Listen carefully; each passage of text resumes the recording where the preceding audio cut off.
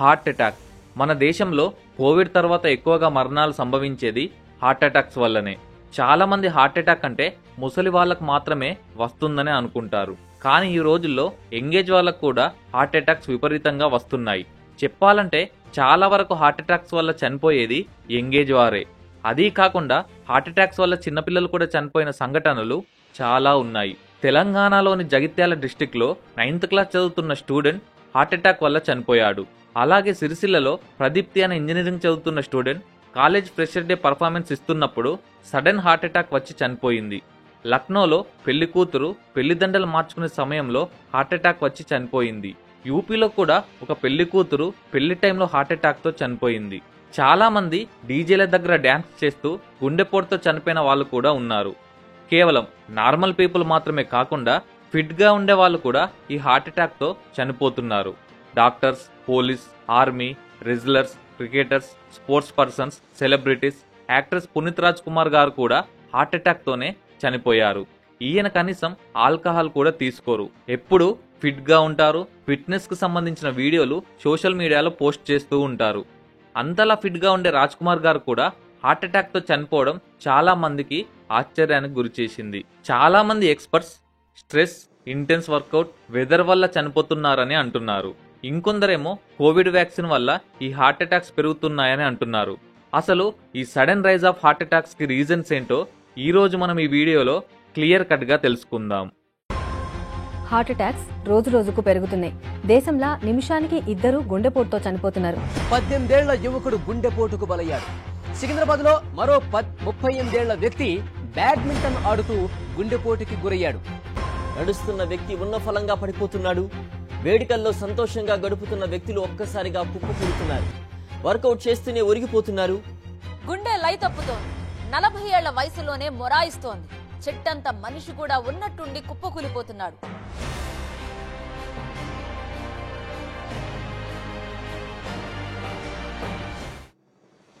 ఒక మనిషి యొక్క హార్ట్ మినిమం 300 గ్రామ్స్ ఉంటుంది. సో హార్ట్ అనేది మన బాడీలో ఎగ్జాక్ట్ సెంటర్ నుండి కొద్దిగా లెఫ్ట్ సైడ్ లొకేట్ అయి ఉంటుంది. సో మన బాడీలో ఆర్టరీస్ నుండి అంటే ధమనుల ద్వారా దాదాపు 5 లీటర్ల రక్తాన్ని సప్లై చేస్తుంది. మన బాడీలోని పార్ట్స్ కి ఆక్సిజన్ ని చేరవేస్తుంది. చివరకు ఆ బ్లడ్ వెయిన్స్ ద్వారా అంటే సిరల ద్వారా తిరిగి గుండెకు చేరుకుంటుంది. మన బాడీకి బ్లడ్ ని సప్లై చేయాలంటే రోజుకు 1,00,000 సార్లు మన హార్ట్ కొట్టుకుంటుంది. మన హార్ట్ లో లెఫ్ట్ రైట్ సైడ్ లో మొత్తంగా 4 ఛాంబర్స్ ఉంటాయి. అందులో 2 వెంట్రికల్, మరొక 2 ఏటీఎం. వీటినే తెలుగులో జఠరికలు, కర్ణికలు అని అంటారు.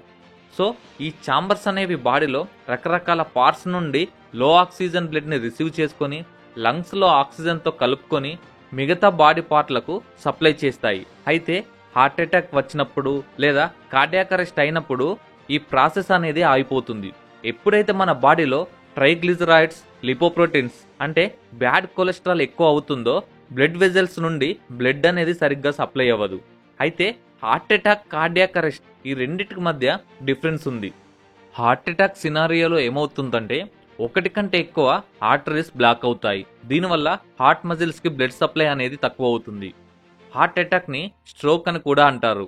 సో ఈ హార్ట్ అటాక్ గానీ స్ట్రోక్ గానీ వచ్చినప్పుడు హార్ట్ టిష్యూస్ కి తగినంత బ్లడ్ అనేది సప్లై అవ్వక అవి డ్యామేజ్ అవుతాయి. అందువల్ల ప్రతి ఒక్క స్ట్రోక్ వచ్చినప్పుడు హార్ట్ అనేది కొద్దిగా డ్యామేజ్ అవుతూ ఉంటుంది. సో స్ట్రోక్ వచ్చిన వెంటనే చనిపోయే అవకాశాలు తక్కువ. కానీ అలాగే స్ట్రోక్స్ వస్తూ ఉంటే కొద్దిగా గుండె డ్యామేజ్ అయి చనిపోతారు. అయితే కార్డియాక్ అరెస్ట్ అయినప్పుడు ఏమవుతుందంటే హార్ట్ అనేది కంప్లీట్ పనిచేయడం ఆగిపోతుంది. అందువల్ల వెంటనే చనిపోతారు. హార్ట్ డిసీజెస్ వల్ల చనిపోయిన వారి సంఖ్యలో ఇండియా నెంబర్ 1 పొజిషన్ లో ఉంది. చనిపోతున్న 4 ఒకరు ఈ హార్ట్ డిసీజ్ వల్లనే చనిపోతున్నారు. అయితే ఈ హార్ట్ డిసీజ్ వల్ల చనిపోయిన వారి సంఖ్య 1990లో కేవలం 15% మాత్రమే ఉంది. 2018 వచ్చేసరికి ఈ సంఖ్య 35%కి చేరింది. యావరేజ్ గా చనిపోతున్న 1,00,000 మందిలో 35,000 మంది హార్ట్ డిసీజ్ వల్లనే చనిపోతున్నారు. అందుకే మన దేశాన్ని chronic heart disease capital of ఇండియాగా పిలుస్తున్నారు. మరి ఇలా ఎందుకు జరుగుతుంది? కొంచెం డీటెయిల్ గా చూస్తే దీనికి 3 రకాల కారణాలున్నాయి. అవి traditional, life style, special cases. So first traditional reasons గురించి డిస్కస్ చేద్దాం. డయాబెటీస్, హై బ్లడ్ ప్రెషర్ ఉన్న వాళ్లకు హార్ట్ అటాక్ వచ్చే ఛాన్సెస్ 2 to 4 టైమ్స్ ఎక్కువ. డయాబెటీస్ వల్ల బ్లడ్లో ఉన్న షుగర్ లెవెల్స్ ఇన్బ్యాలెన్స్ అవుతాయి. దీనివల్ల బ్లడ్ విజిల్స్తో పాటు మిగతా బాడీ పార్ట్స్ కూడా మెల్లమెల్లగా డ్యామేజ్ అవుతాయి. వీటి వల్ల హార్ట్ అటాక్ అనేది వస్తుంది. డయాబెటీస్ లాగా మీకు కూడా లాంగ్ టర్మ్ బీపీ ఉంటే హార్ట్ వాల్వ్స్ మీద హై ప్రెజర్ అనేది పడి హార్ట్ టిష్యూస్ అనేవి డ్యామేజ్ అవుతాయి. సో ఈ టిష్యూస్ డ్యామేజ్ అవ్వడం వల్ల హార్ట్ స్ట్రోక్ అనేది వస్తుంది. 2015 రిపోర్ట్ ప్రకారం టోటల్ వరల్డ్లోనే 41% పాపులేషన్కి డయాబెటీస్ అనేది ఉంది. అందులో 17% అంటే దాదాపు 7 నుండి 8 కోట్ల మంది మన ఇండియన్సే ఉన్నారు. ఇక హై బీపీ చూసుకుంటే ఇండియాలో 30% పాపులేషన్కి ఈ హై బీపీ అనేది ఉంది. అర్బన్ ఏరియాస్లో చూసుకుంటే ఈ పర్సంటేజ్ కొంచెం ఎక్కువగానే ఉంది.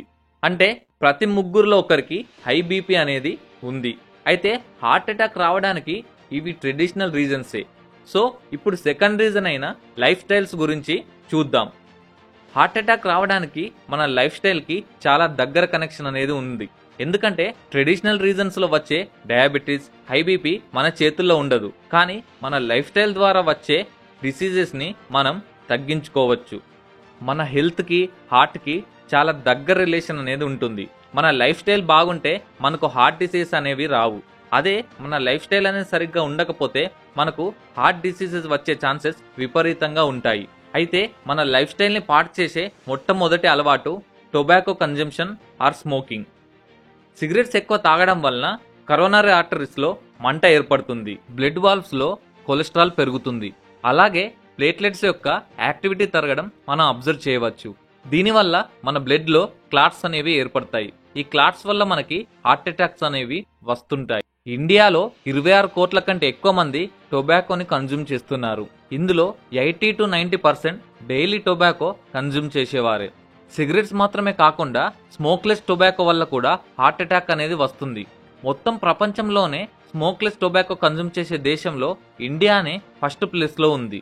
టొబాకో కాకుండా ఇక రెండో reason fast food and junk food consumption. ఎక్కువగా ఫాస్ట్ ఫుడ్, జంక్ ఫుడ్స్ అనేవి తినడం వల్ల మన బ్లడ్లో కొలెస్ట్రాల్ లెవెల్స్ విపరీతంగా పెరుగుతాయి. దీనివల్ల హార్ట్ అటాక్స్ వచ్చే ఛాన్సెస్ ఉన్నాయి. 2019 సర్వే ప్రకారం ఇండియాలో 39% హై కొలెస్ట్రాల్ ఉన్నవారే.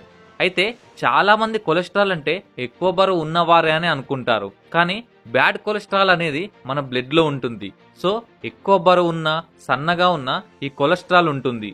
2019 రిపోర్ట్ ప్రకారం హై కొలెస్ట్రాల్ ఉన్న వారిలో అధిక బరువు ఉన్నవారు 17% అయితే అండర్ వెయిట్ ఉన్న వాళ్ళు 16% ఉన్నారు. సో జంక్ ఫుడ్, ఫాస్ట్ ఫుడ్ని చాలా వరకు అవాయిడ్ చేయడం మంచిది. ఈ జంక్ ఫుడ్, ఫాస్ట్ ఫుడ్తో పాటు హార్ట్ అటాక్కి మరో కారణం heavy stress and less sleep. యావరేజ్గా ఒక మనిషి యొక్క healthy sleep cycle 7 to 8 hours ఉండాలి. కానీ మన ఇండియాలో సగటు మనిషి యొక్క స్లీప్ కేవలం 6 to 6.8 అవర్స్ మాత్రమే ఉంది. సో మన ఇండియన్స్ యావరేజ్ ఐడల్ స్లీప్ కంటే తక్కువగా నిద్రపోతున్నారు. ఇలా ఇండియన్స్ తక్కువగా నిద్రపోవడానికి గల కారణం రాత్రి పడుకునేటప్పుడు ఎక్కువగా సోషల్ మీడియాకి అడిక్ట్ అవ్వడం, మొబైల్స్లో మూవీస్, ఇంటర్నెట్ సర్ఫ్ చేయడం వల్ల. 2022 వేక్ ఫిట్ రిపోర్ట్ ప్రకారం 56% ఇండియన్స్ నైట్ పడుకునేటప్పుడు ఎక్కువగా సోషల్ మీడియాని యూజ్ చేస్తున్నారు. అలాగే 75% స్ట్రెస్కి లోనవుతున్నారు.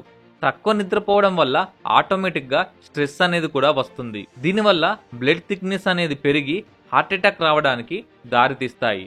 సో మైల్డ్ ఎక్సర్సైజెస్ చేయడం ద్వారా హై బీపీ, కొలెస్ట్రాల్, ఒబేసిటీ, స్ట్రెస్ని మనం కంట్రోల్లో ఉంచుకోవచ్చు. కానీ ఇందులో కూడా మన ఇండియన్స్ వర్స్ట్గా ఉన్నారు. 2019 రిపోర్ట్ ప్రకారం 64% ఇండియన్స్, అందులో ముఖ్యంగా అడల్ట్స్, అసలు మినిమం ఎక్సర్సైజెస్ కూడా చేయట్లేదు. ఇక మూడవ reason special cases. For example corona pandemic. Actually మన ఇండియన్స్ యొక్క హార్ట్ మిగతా దేశాలతో పోలిస్తే చాలా వీక్గా ఉంటుంది. దట్టు కరోనా వచ్చాక మరింత వీక్ అయింది. కరోనా రావడం వల్ల హార్ట్లో ఇన్ఫ్లమేషన్ ఏర్పడడం, అలాగే బ్లడ్లో ఆక్సిజన్ లెవెల్స్ లాంటివి తగ్గిపోయి హార్ట్ని మరింత వీక్ తయారయ్యేటట్టు చేసింది. కరోనాలో మనం బ్లడ్ ఆక్సిజన్ లెవెల్స్ చెక్ చేసుకోవడానికి డివైజ్లను కూడా కొన్నాము. సో బ్లడ్లో ఆక్సిజన్ లెవెల్స్ తక్కువ అయినప్పుడు హార్ట్కి సరిపడే ఆక్సిజన్ సప్లై అవ్వక హార్ట్ స్ట్రోక్ అనేది వస్తుంది. ఇక ఓవర్ ఎక్సర్సైజెస్ చేయడం కూడా హార్ట్ అటాక్ రావడానికి కారణమవుతుంది. ఓవర్ ఎక్సర్సైజెస్ వల్ల బ్లడ్ మజిల్స్ పై ఒత్తిడి పడి హార్ట్ అటాక్ అనేది వస్తుంది. సో ఈ మూడింటి వల్ల చిన్న పెద్ద అనే తేడా లేకుండా హార్ట్ అటాక్స్ అనేవి వస్తున్నాయి. సో వీటిని తగ్గించడానికి మన లైఫ్ స్టైల్ని సరిగ్గా మెయింటైన్ చేయాలి.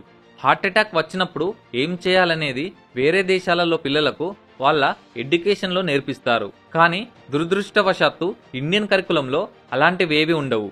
అయితే చెస్ట్లో లైట్గా పెయిన్ అనిపించడం, చెస్ట్లో ప్రెజర్గా అనిపించడం, లెఫ్ట్ ఆర్మ్ ఎక్కువగా పెయిన్ అనిపించడం, శ్వాస తీసుకోవడంలో ఇబ్బందులు, యాంగ్జైటీ, చాలా ఎక్కువగా దగ్గు రావడం, ఇవన్నీ visible symptoms of heart attack. అయితే హార్ట్ అటాక్ వచ్చిన వారికి మెడికల్ అసిస్టెన్స్ అనేది చాలా అవసరం. కానీ ఎవరికి దీనిపై అవగాహన లేక చాలామంది చనిపోతున్నారు.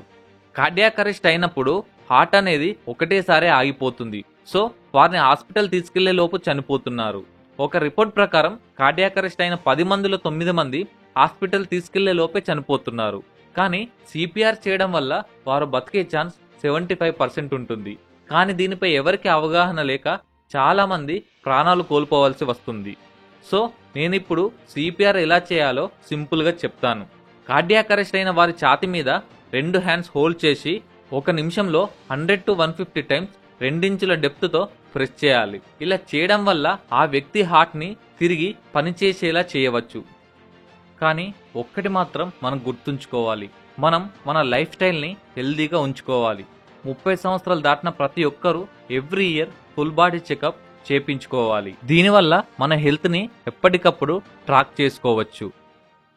ఫ్రెండ్స్, నేను ఫైనల్గా చెప్పేది ఒక్కటే, మన హెల్త్ కంటే మనకేది ముఖ్యం కాదు. ఈవెన్ అది డబ్బైనా సరే.